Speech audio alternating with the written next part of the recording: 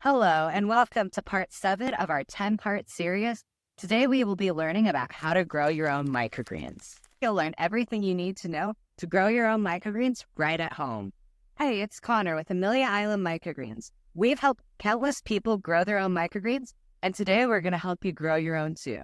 In just a moment, I'll share with you a microgreen tip that's little known that'll help take your microgreen growing to the next level. So let's talk about some really important things to consider when growing microgreens.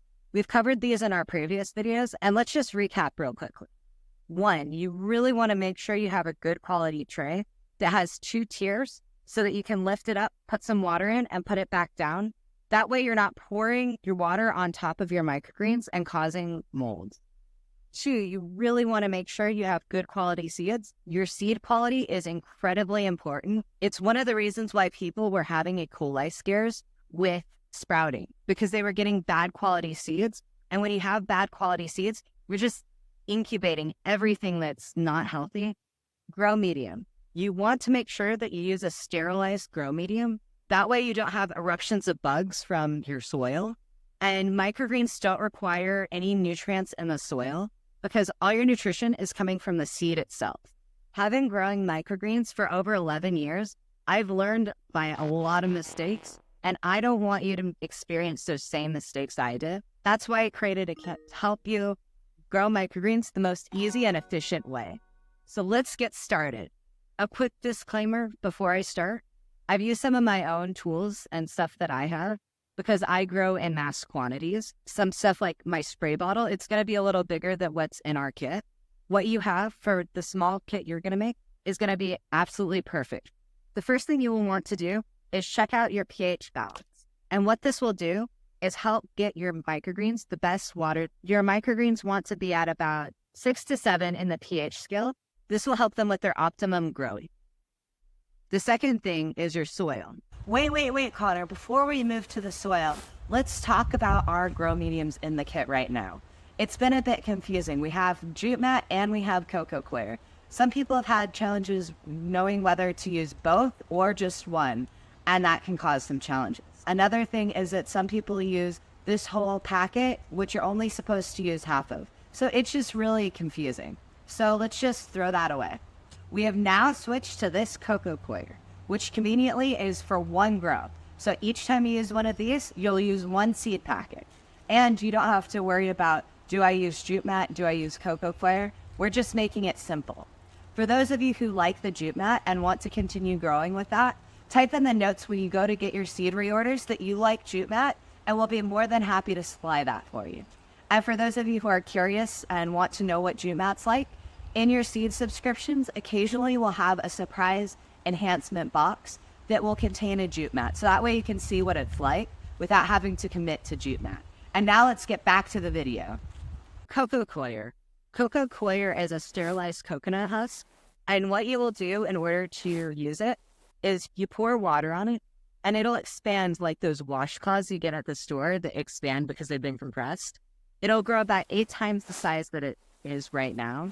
Okay, for jute mat, what you want to do with jute mat is you want to lift the white tray up, put that aside, and use the green tray. What you're going to do in the green tray is put some water in and put the jute mat, lay it out, and let it soak for about 5 minutes. After that, you take the coir, you lift it up, and you let that water drain off of it.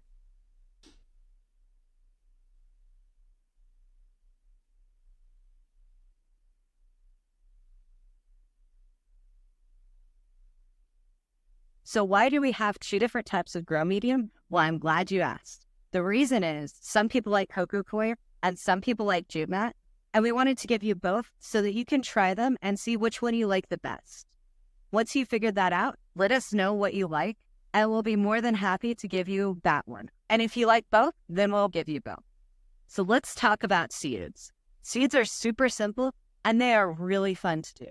So what you do is you take your seed packet, open it up, pour the seeds on your hand, and then some people like to sprinkle it like this. Some people like this. Some people who are chefs love doing this. Just whatever works for you, and however you can sprinkle your seeds on as evenly as you possibly can. The more evenly you sprinkle them, the better, because when you start to have little seed clumps, that's where mold loves to grow. So if you can get it as even as you can, you're golden. So now what do you do after seeds? Perfect question. Now we're going to start misting our seeds and getting them ready for germination. What germination is basically a time to incubate your seeds and tell them, hey, it's time to start growing. So what you do is you mist your seeds in soil. This will help get them as moist as they need without causing them mold. So you mist them a couple times. Then you take your tin foil, put that across, and then lift it up a little, mist underneath, and get that nice humidity down. And lastly, don't forget to put your germination tracker on, because we all know we forget stuff. So that way you can circle or write whatever microgreen you're growing today. And that way, when you get to the point where you're like, what did I grow? You now know. You also know if you missed it today or if that was yesterday. If you're finding this information helpful so far, be sure to hit the like and subscribe button. And be sure to hit that notification bell so you know the moment my next video comes out. Can't wait to see you there. So you've been growing for day 3 and now it's day 4. What do you do? Well, I'm glad you asked. Today we'll be removing the tinfoil and taking them out of germination. Why do they need to get taken out of germination? That's because now your plant's ready for some sunlight. For the past 3 days, we've been growing it like it's under the soil, and now it's time to take that off and introduce it to the light because it's ready to see the sun. Where do you put your microgreens once they've gotten out of germination? Great question. Now we're going to put it near a window with ambient light, so it gets the nutrition from the sun. It does not have to be in direct sunlight, so a kitchen countertop is perfect for it. Remember that tip I mentioned in the beginning of the video? What's coming up in just a moment. I'd love to hear from you. So for your homework today, please let me know in the comments below, what's been your biggest takeaway so far? By having an open conversation, you'll be more likely to start growing and start experiencing the amazing benefits of growing your own microgreens. Research shows that when you have a community, you're more likely to stick with something and stay inspired. We want to be there for you. In fact, we created a community for you to stay inspired and be inspired. Plus, I have one more bonus tip that I think you're going to love. It's super cool. So when your microgreens start growing at an angle, they're wanting to go towards the sunlight. So what you want to do is you just want to turn them around so that they grow the opposite direction. So you have an even growing to get the most out of your microgreens.